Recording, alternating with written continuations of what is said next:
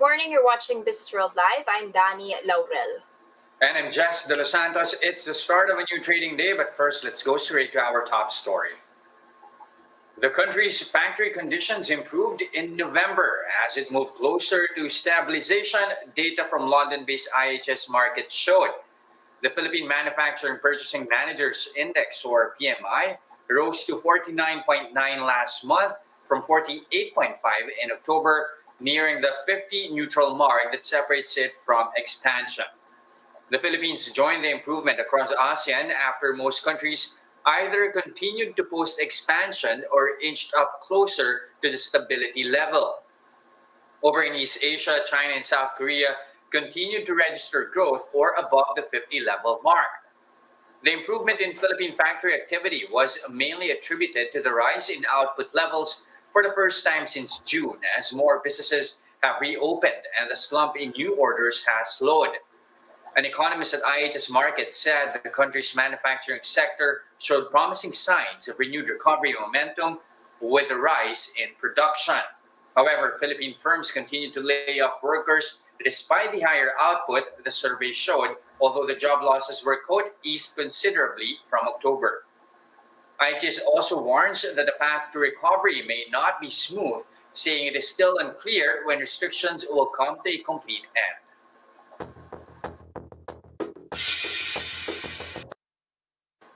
That PMI print is what analysts say may have contributed to the rally yesterday. Is the steam still there, Dan?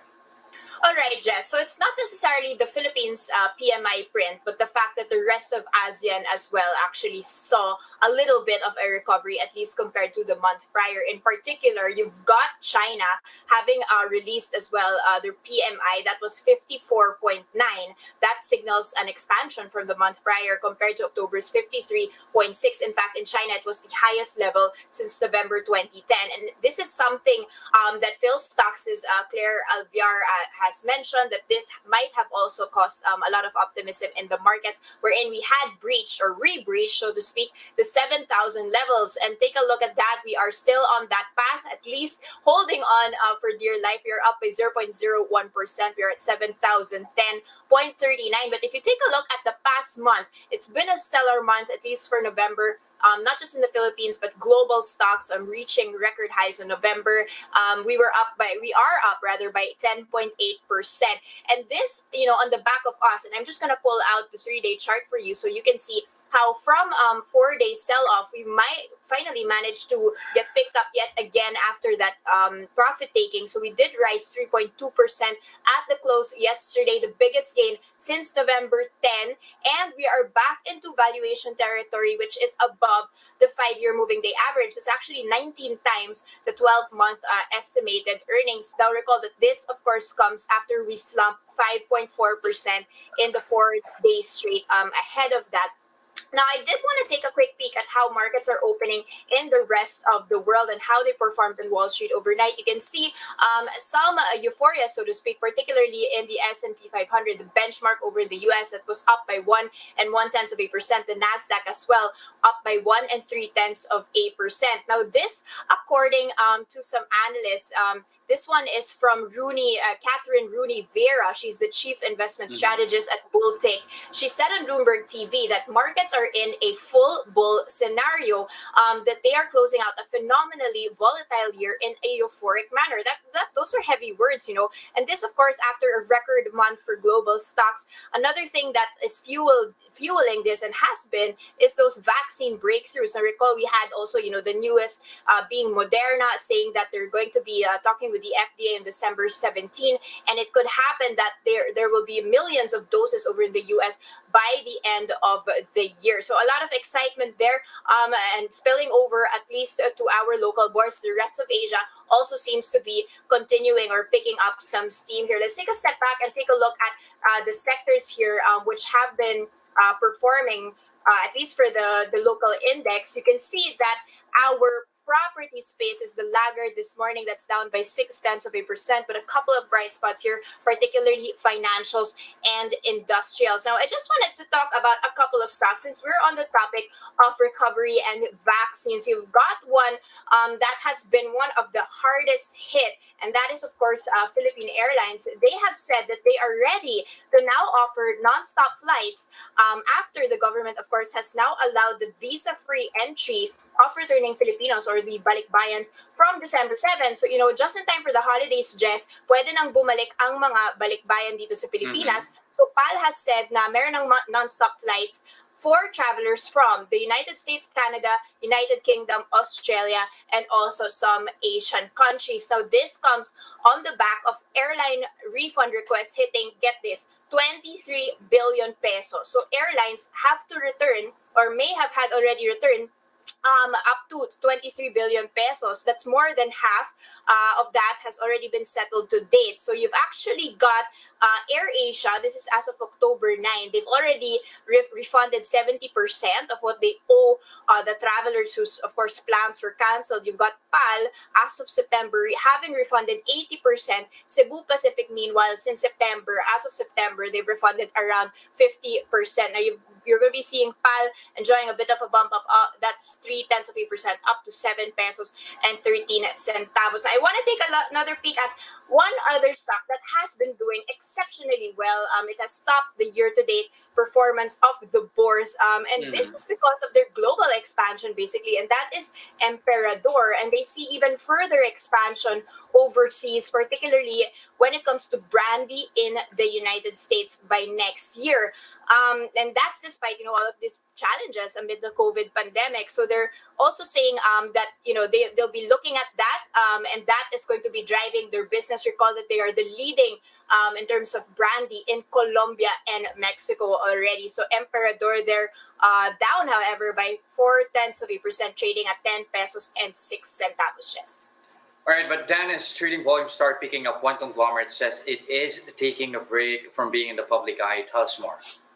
All right, so that conglomerate you're talking about is the Lopez Group. They have been in the public eye amid all of these things, especially during this pandemic and the closure, of course, of their crown jewel, which is ABS-CBN. And they may be looking to delist from the Philippine Stock Exchange. So they're saying that this is amid their efforts to streamline the Lopez Group's corporate structure. They want to cut the number of listed holding firms. Of course, they're the holding firm. They also own, First Gen. They own ABS-CBN. So they also own Rockwell Land. So, they have a huge portfolio there. So how are they going to go about this voluntary delisting? You've got First Philippine Holdings will be completing a tender offer, right? So that's 45.60% of the parent's outstanding shares held by the minority investors. Now, what's interesting here is the price. You're going to be seeing the Lopez Group. I'm going to be pulling that out for you so you can see it clearly on the terminal. And that has shot up this morning, right? So that's already pricing in at 3 pesos and 70 centavos. It was just a little bit lower than that. It was 3 pesos and 8 centavos last Friday. They were on a trading halt yesterday. But the price at which First Philippine Holdings is going to be purchasing is at 3 pesos and 85 centavos each. So that's a 25% premium on the shares. Now, another thing to be noting here is that the Lopez Group's ultimate parent entity will actually not be participating in the tender offer. Now, minority shareholders will have from January 22 next year until February 19 to actually be, tendering their shares or cashing out basically from the Lopez Group. And only then will they, of course, be allowed to delist. Now, recall, this has been a company that has been there since 1993, Jess. So they are going to be provisionally or probably exiting or planning to exit the trading in the local bourse. Now, let's move on from stocks and towards general global trade here. It's been weeks since that RCEP was signed. Analysts are questioning whether that actually has a positive impact on our own economy, especially and now that we are ailing, so to speak. What are their thoughts on that? Okay, definitely this time around, you have some economists, some analysts are really chiming in as to how that might actually impact the economy, particularly when it comes to trade. They're saying that, it might actually negatively impact the balance of trade here, especially for the likes of the Philippines and other nations here in ASEAN. For one, you have Rashmi Banga. She is an economist over at the United Nations Conference on Trade and Development. She's basically saying, that imports are actually bound to improve by as much as, get this, $600 million per year, especially here in the Philippines. That would mean higher imports of motorcycles, plastic, as well as military weapons, motor vehicles, and garments. But the thing is, they are expecting, at least in their study, that the country's exports would actually only grow by as much as 4.3 million US dollars annually. So you can see there, imports of 600 million and then exports only at 4.3 million annually. That there really is a huge disparity when it comes to that. And Banga is saying, when it comes to trade benefits, it's likely that it's only Japan and China that will be benefiting from the RCEP. She's saying that ASEAN economies could face a negative balance of trade. The same preferential trade access would actually mean that countries will likely favor more efficient producers, the likes of China and Japan. Likewise, you have superpowers like China, which will then start importing from more efficient producers, the likes of Japan and Australia. Banga is saying as well, that the country already has free trade deals with members of the RCEP even before the mega trade deal was signed, meaning that it really won't make improvements in market access unless countries bring down their own sensitive list, because each nations would have their own sensitive list. For one, the Philippines actually included rice in its sensitive list. So according to her, if these countries actually take down their sensitive list, that may in a way also result to a surge in imports, which eventually may actually also hurt Philippine industries. According to her, this may not be the ideal time for a country to actually look for trade liberalization, and that the Philippines would do better by looking inward first and prioritizing saving its domestic financial resources, use tariffs to increase revenue, and regulate imports of luxury items. On the other hand, there's a different train of thought here. You have Cesar Cororacion. He is a research fellow at the Virginia Polytechnic Institute. He is saying that exports are actually going to improve annually due to RCEP here, potentially reaching $214 million in 4 years, with lots of room of growth here, especially in the semiconductor sector, as well as when it comes to the export of fruits and vegetables here. He's saying basically, the Philippines will not be left behind in this RCEP deal here. But there are other questions here, especially when it comes to intellectual property. Of course, it has a chapter. The deal has a chapter on intellectual property, and there are fears that could potentially limit access to medicines, especially during this time of the pandemic here. Although rules, as it turns out, don't appear to be as strict as previously thought, the DTI is saying, that the chapter only assures flexibility and streamlines the IP protection procedures to benefit Filipino inventions. There's still much to gain from the deal. Mm-hmm. In fact, you have RCBC's Mike Ricaport saying, that could really still further strengthen trade with the 15 economies here. At the same time, it would lead to increased competition and imports, but relatively lower cost of production, in turn attracting more investment. At the same time, is banking on the country's improved economic and credit fundamentals, as well as a huge population, a young population at that, to actually make a compelling case for the Philippines as an investment destination.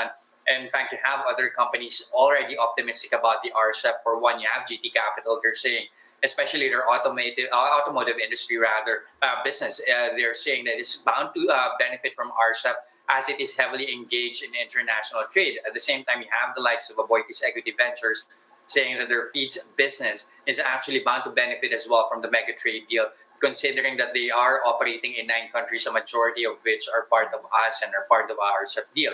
So much remains to be seen here as to how exactly RCEP is going to impact the country, as it's now in the ratification phase. That is expected to last 2 years. After then, only can the deal be implemented.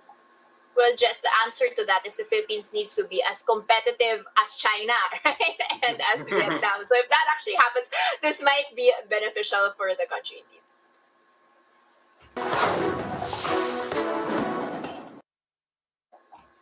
Now, here are other headlines we're keeping our eyes on. The electronics exports industry is pessimistic about its long-term growth prospects once the CREATE bill is signed into law. SEIPI fears that after the 10-year transition period stipulated in the CREATE bill, the sector might have trouble attracting new investments. This in turn would limit them to legacy products, which would soon be obsolete. That's why the electronics group is pushing for more incentives, improved infrastructure, and reduced red tape to attract more foreign investments.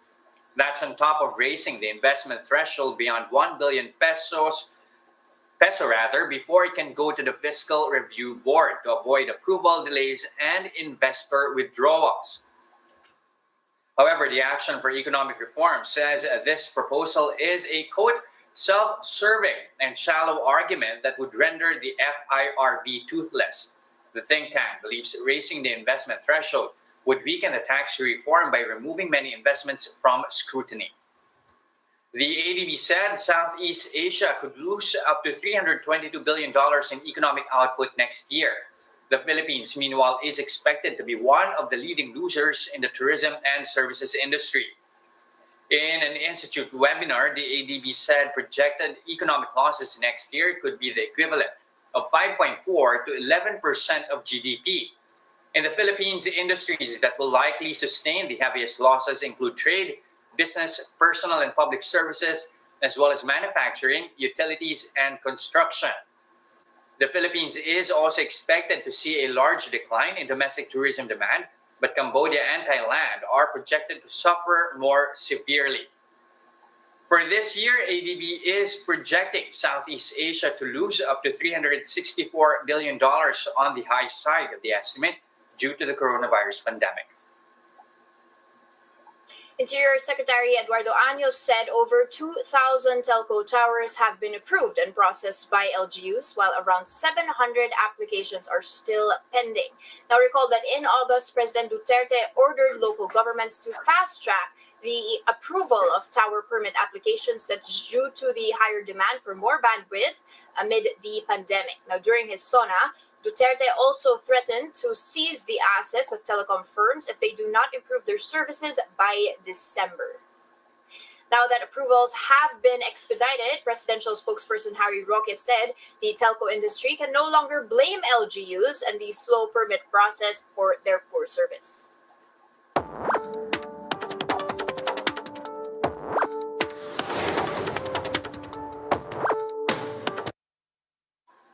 It was the pandemic IPO of 2020, but will it live up to the hype? Here to share with us their big plans, we have with us Converge's COO, Jesus Boboy Romero. Good morning, sir, and welcome to the broadcast. Great, sir. I think we're getting there. You go. Good morning, sir. Welcome to the broadcast. Good morning, sir. Hi, good morning. Again, thank you, Danie and Jester, for inviting us to your show. Sir, we're very excited to have you. It's our first time to have Converge here on Business World Live. Give us your briefer here and sell your company to us. It's been really the big story of 2020 here. How are you doing in terms of your growth, in terms of the targets that you have, and especially amid the COVID-19 pandemic? Yeah, let me start by giving a short introduction on Converge. We're the only pure play pure fiber fixed broadband operator in the country. Others are actually multi-service. We play in a market that is severely unserved and underserved. If you actually look at like broadband penetration in the Philippines, it's about 14% only. When you talk of fiber, it's only 6%. So it's a huge market that is still ripe for the picking for multiple players, in fact. And as a result of our pure play focus, we've actually been able to deliver very good results, even relative to global standards.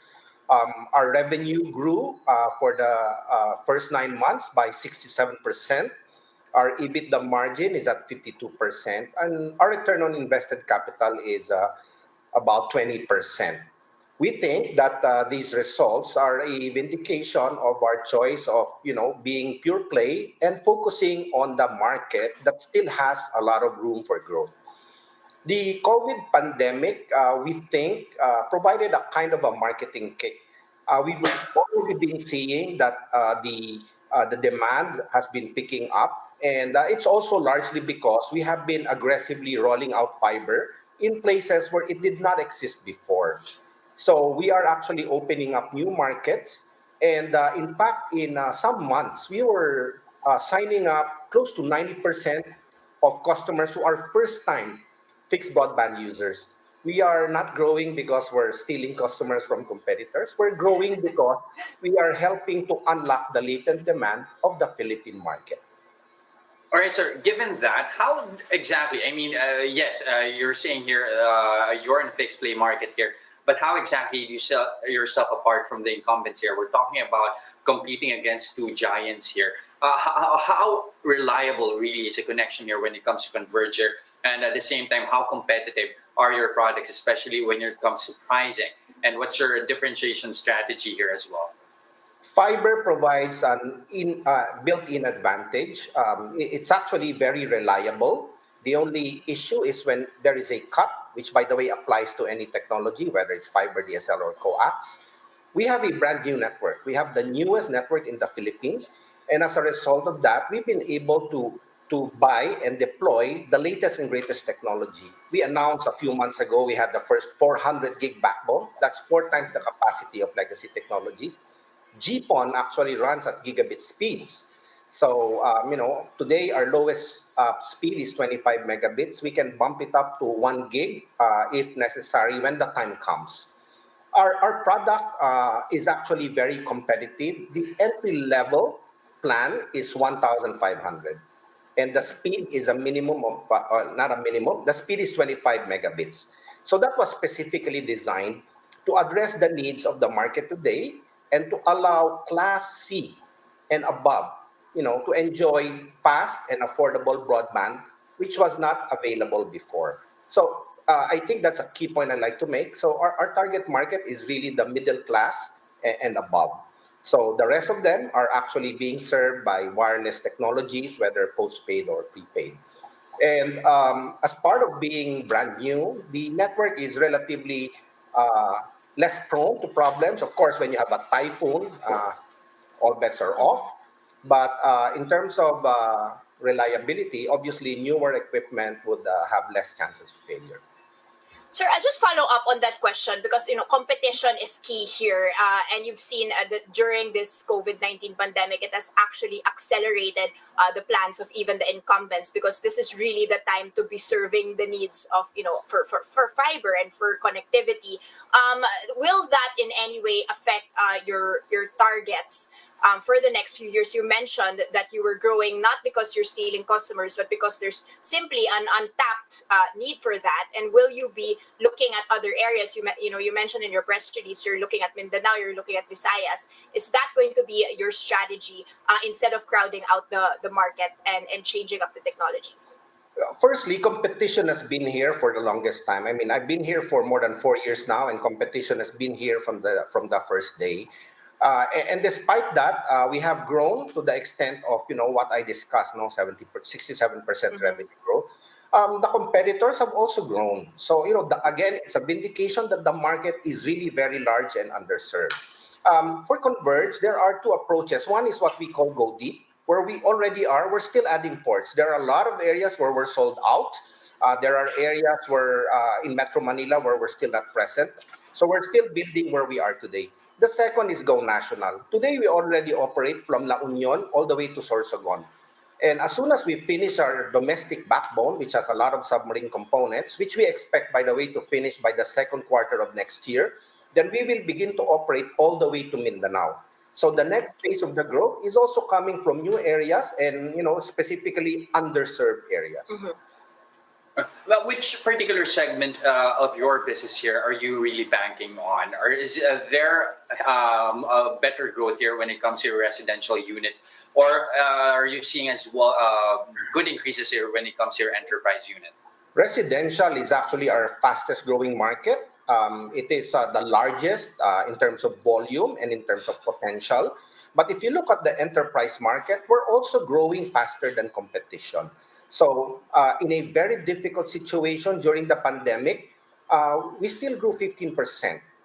If you look at comparables even globally, enterprise business is either flat or declining.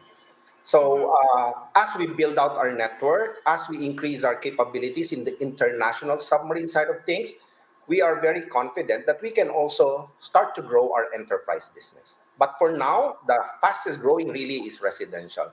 But by the way, we're already a player in the enterprise. By estimate, we're probably number three already behind the two giants. Sir, let's talk about the third quarter financials. As you mentioned, stellar quarter for you guys, 67% increase in revenues. Is this, to what extent is this sustainable? In the sense that, was this because of the lockdown? Were you seeing these figures even before 2020? And can we expect this type of high double-digit growth moving forward? Is your strategy here that of volumes or that of competitive pricing, so trying to penetrate the market with pricing, or also cost cutting when it comes to your bottom line? Well, firstly, we have been growing at this level since 2016, 2017. So it's not unique to 2020. Obviously, the levels are very much different. No, 2020 is a very huge number. In terms of growing the revenue, yes, volume is definitely one of the key drivers. The other piece is what we call as ARPU. So we have a lot of initiatives to try to improve the ARPU. So for example, we still have a cable modem business where ARPU is lower. So we're aggressively overlaying this and migrating customers upward. Second, our existing customers, we have very innovative add-on plans. For example, for the price of a Starbucks coffee, you can get 10 megabits more of bandwidth. Imagine 10 megabits more of bandwidth is like 3 Netflix streams or 3 Zoom meetings. So our growth really is coming from two angles. One is growth of volume. Second is improvement in ARPU. And the growth of volume is going to be supported by our aggressive nationwide rollout, where we go to new places. Let me give you a very nice example. Daet Camarines Norte. Daet is in Bicol. It's 16th out of 17th in terms of GDP per capita. So it's not one of the richest areas. There we have 50% utilization on 8,000 ports. And that is based on the fact that we did an on-the-ground survey. So we only rolled out where our customers exist. And again, this is Class C and above, people who can afford 1,500 or more. Okay. Sir, final question here, especially on your IPO and financing and your future plans and what you're going to do with your money. What drove you to do an IPO in the most volatile periods of the market, knowing that there would have been a risk of a discount in your target price? And especially on the back of you already having a giant, Warburg Pincus, financing your plans. To what extent is this IPO changing your growth and CapEx plans? Well, first, let me state that it is a regulatory requirement. We are supposed to list the company as a utility by 2022. So one thing we certainly don't want to do is do that in an election year. Number two, based on our operations pre-2020, we did see that the demand is really there, and there is a need to really fast track deployment of high-speed broadband in all of the key locations in the Philippines. And to do that requires a lot of capex. So yes, Warburg Pincus did bring in some money. We did avail of some financing, but there is a need to really find more sources of financing. So that would be the second piece, which was go IPO and raise more funds to allow us to roll out faster than ever before. Okay, so also preempting the necessary requirement, nevertheless, and also supporting your expansion plans.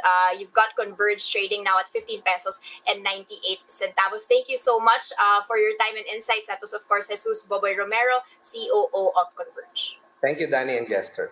Good morning. Thank you, sir. Thank you, sir. Thank you. And that's a first look into the business day. Today is December 2. I'm Danie, Laurel. Catch us again tomorrow at 9:30 a.m. I'm Jess De Los Santos. We are One News.